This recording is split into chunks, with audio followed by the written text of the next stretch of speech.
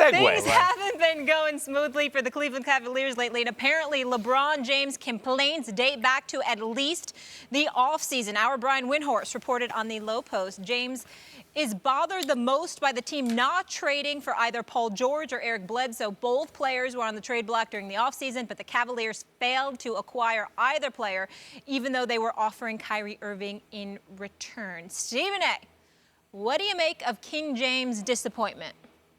Well, first of all, I appreciate the report from Brian Windhorst, but as you and Max will attest to, maybe, Max, I should just stop reporting anything, because I do recall saying this months ago. I really, really do. I mean, it was something that I came live on First Take and on SportsCenter, but for some reason, SportsCenter and everybody else just continues to ignore the stuff that I'm giving them. Here's the reality of the situation. By the way, I do recall that. I do recall you reporting that, incidentally. If people Thank you are so wondering. much. I really appreciate it. I mean, why pick up the phone, Max? Why not just chill out? You understand? Go get a tan and show up at 10 o'clock. I mean, this is unbelievable. But anyway, that's a story for another day. Here's the deal. LeBron James, of course, wanted Paul George. He wanted Paul George badly. The big mistake that was made was when Dan Gilbert got rid of David Griffin, the GM. Because Griffin was on the phone working all of these things out and was in a position to make something happen, whether it would be with Paul George. Believe it or not, at one point in time, Max, if you recall, I came on the air and talked about how they had a shot at getting both Paul George and Carmelo Anthony. Cleveland was second on Melo's wish list. Houston was first.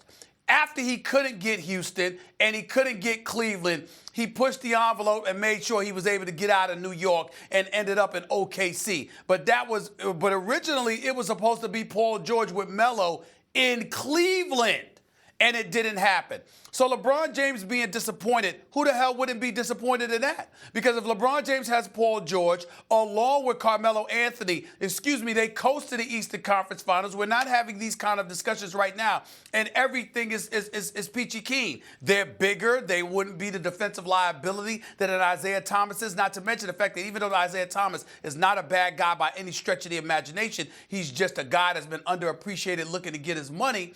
The reality is that LeBron James has mad respect for Paul George, and he obviously has a very, very close relationship with Melo. And so when you take that into consideration, chances are that some of the issues that exist right now would not have existed at all if those deals were pulled off, which adds credibility and credence to any kind of report that Windhorst is putting out there right now in terms of LeBron being perturbed. Because if you know you have an opportunity to have that kind of team, and that opportunity was blown in part because you got rid of the GM prematurely, had no business getting rid of David Griffin and putting in the rookie Kobe Altman, who I think has a bright future, but he is new at this, in this role. I just think it's a situation where the legitimacy of LeBron James's disappointment is valid.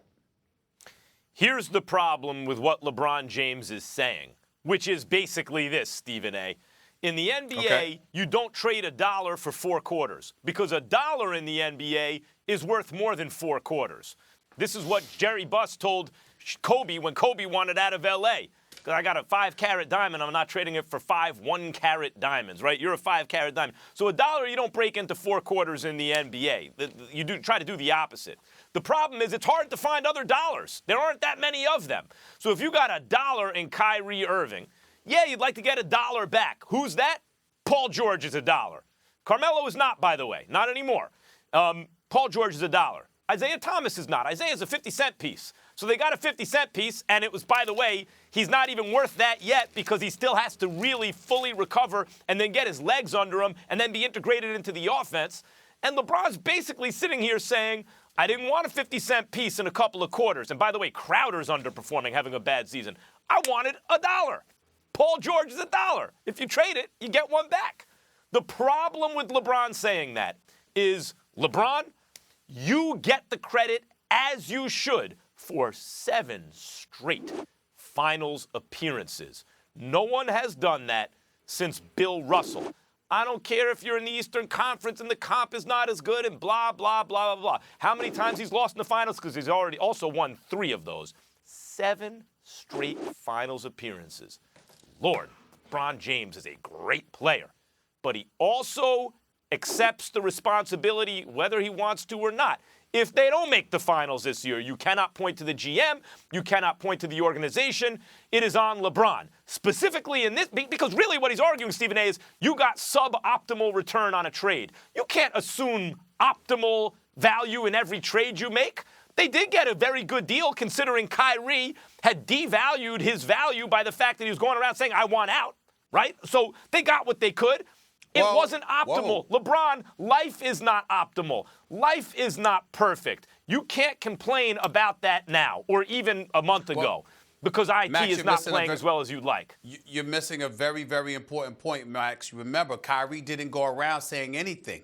One of the problems, according to numerous reports, is that Kyrie got upset is because Kyrie knew that he had spoken privately. And under no circumstances does he or his representative, Jeff Wexler, indicate that he wanted out. Their belief was that LeBron or somebody in LeBron's crew leaked that information. So I'm not saying there's any truth to that whatsoever. But that was the belief emanating out of Kyrie's camp at that particular moment in time. So if you are LeBron, going to your point about LeBron, there's a heightened level of culpability where he's concerned because obviously we hold him responsible to some degree for Kyrie being gone. There is reports that say he should be responsible for the information getting out as to what Kyrie's wishes were, which you pointed to as Kyrie being devalued. And then on top of it all, look at the team that they have. So this does have LeBron written all over it in the event that things go awry. But we can't ignore Dan Gilbert's role in all of this either. He's not innocent in this.